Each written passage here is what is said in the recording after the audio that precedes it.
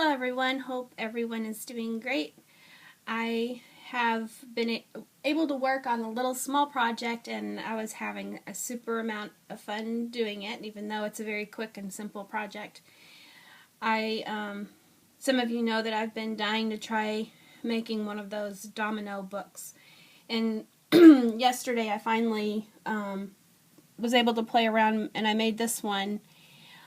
I haven't put any feet on the bottom. A lot of people do the feet on the bottom, and I think in this particular case I wanted it to be more to look like a book and to sit on the shelf like a little mini book.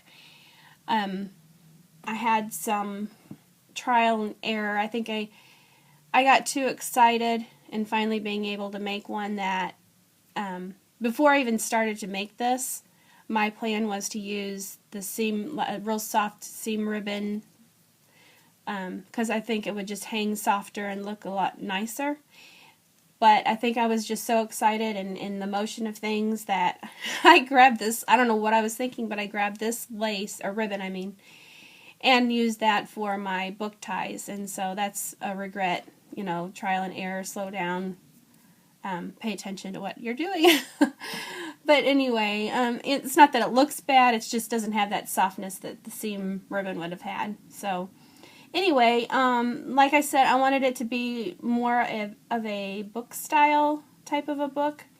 And I know there's several tutorials out there on how to make the little domino books. And so I just thought I would share what fun I was having with it. You know, I love looking at other people's projects and seeing what they did with theirs. So I'm just sharing with you my little journey of making a domino book. So one of the first things that I had decided for this particular book, I do like the style as well, and I'll probably make some that way too, where they have the ribbons on both sides and it opens up like an accordion. This one I wanted it to be more of an old-time book that you might have on a little shelf or an accent piece. So I wanted it to just open one way, like literally like a book.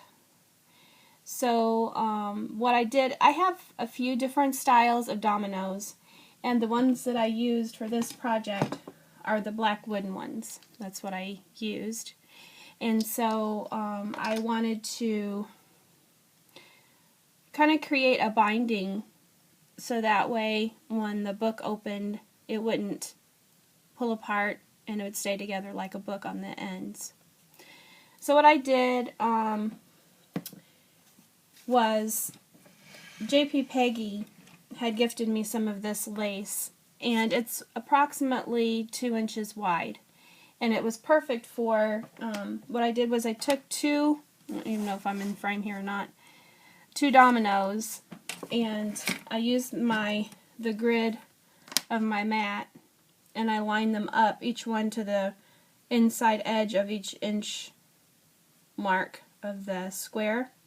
So that way that allowed me some space in between, so that way the book would be able to have some mobility room and also allow for the space of the paper, the pages that goes inside the book. So I had laid it out and it was perfect sizing for that, and so I just take the lace and kind of went over that, kind of eyeballed it really, and then just cut that piece off. And then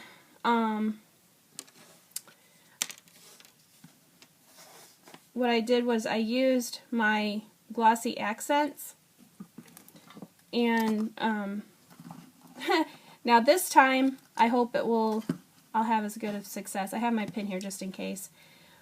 But when I made that last book, I was really happy because I was able to use my glossy accents. I'm getting out of frame again, aren't I? I was able to use my glossy accents without it clogging on me constantly. So that was really nice for a change. Let's see, I don't want to speak too soon because that's when it always clogs on you.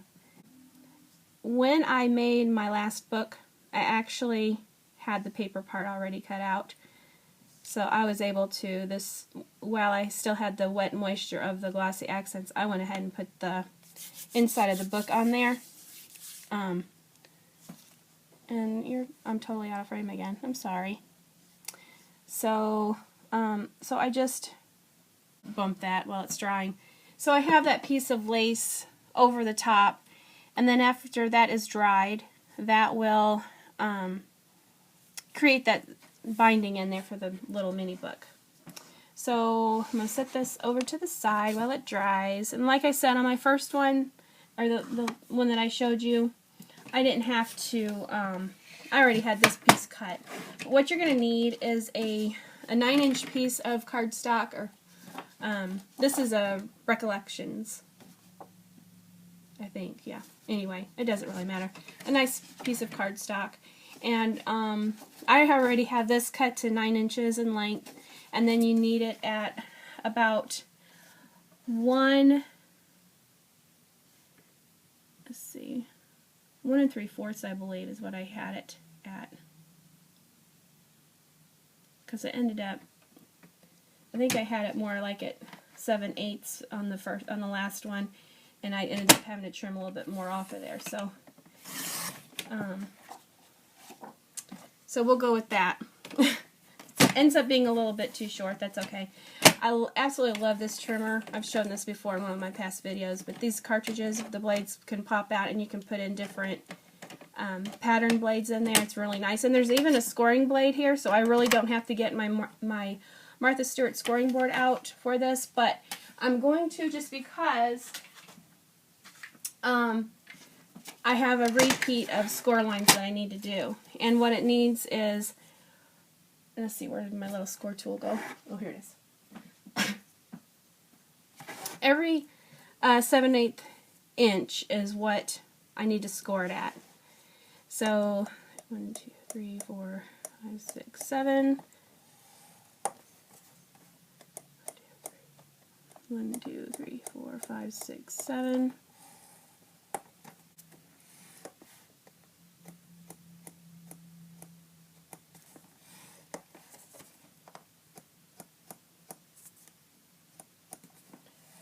Okay, and then I'll have just a little bit of a tail left over here. I'm going to trim that off.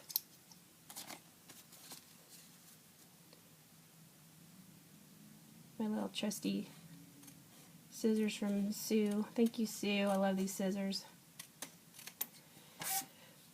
Sue are 99. I know 2 Sues. So, and then you just fold and reverse fold. This is how you make your book.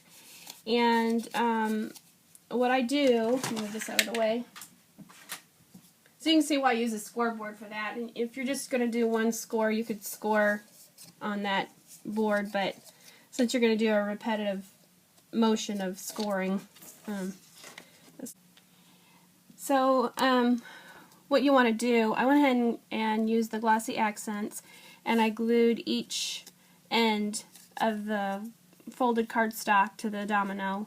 And it's your choice whether if you want to ink the edges. I went ahead and inked my edges before I glued my piece of cardstock down.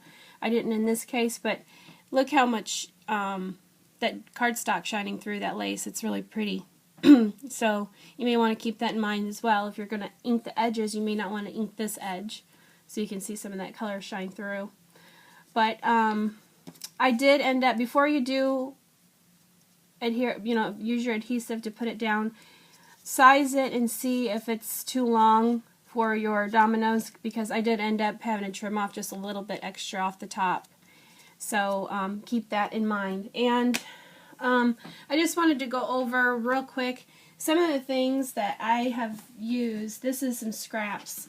Back in the past winter, I had purchased a download from jessicaspraggwebsite.com, and there was a collage sheet that I had printed out. And so, once you purchase it, you have it for keeps. And so I just was going through and cutting out different images that I can use inside of my book. And then what I did was I had sized the piece that fit this particular size, and I just took my pencil and I traced around the image that I wanted. So, and then I had some of these that were also some digital printouts. I think I found these on Pinterest.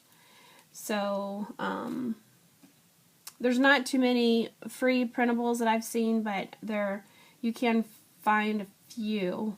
Most of them are for purchase, but for the price, you know, they're not that expensive, and then you can reuse them. But just decorate the inside of the book however you choose to. Some people like to do different themes, and what I would have done on this case is probably like on the areas that had more blank areas here, I would have used, this is a great way to use up some of those mini stamps and maybe stamp some script in the background, or you can really have a lot of fun with this. I used, on this, I used the thin lace trim that I had purchased from Joann's some time ago. Some of my favorite. I love this trim, and so I used that around the edge. A lot of people like to use the sparkly trim, which I almost did. I have some of this, and I was going to put some of that on here, but I wanted it to have more of the old-time vintage look, and so I didn't think that would look good for this particular project, but I may use some on a different one. And like I said, the seam ribbon I think is a lot softer and more elegant looking, so I'll probably do that again. This leaf I use in the background is a piece from Colleen gave me, Irish XO, and so they're thin, flat, and you can use different things like that. Vellum pieces, some small, tiny stamps, tiny images. You could even use an old magazine, cut up an old magazine, and just do whatever kind of a theme that you want to go with. I thought it would be fun. I thought these were cute. That was some of the little cutouts that were in that Digi download that I had done a long time ago. But anyway, so it's a great way to use some scraps. I love doing ATC cards. I always want to say I always get my ATG gun and the artist trading cards mixed up. Go figure. But anyway, yeah, you can just have a lot of fun. Decorate them however you want. And like I said, this one I wanted it to look more like a book, but in the future I plan to make some of the other style too. Just do all kinds of different little things. So I hope you enjoyed my video, and if you have any questions, hopefully I haven't confused you too much. I didn't put the lace here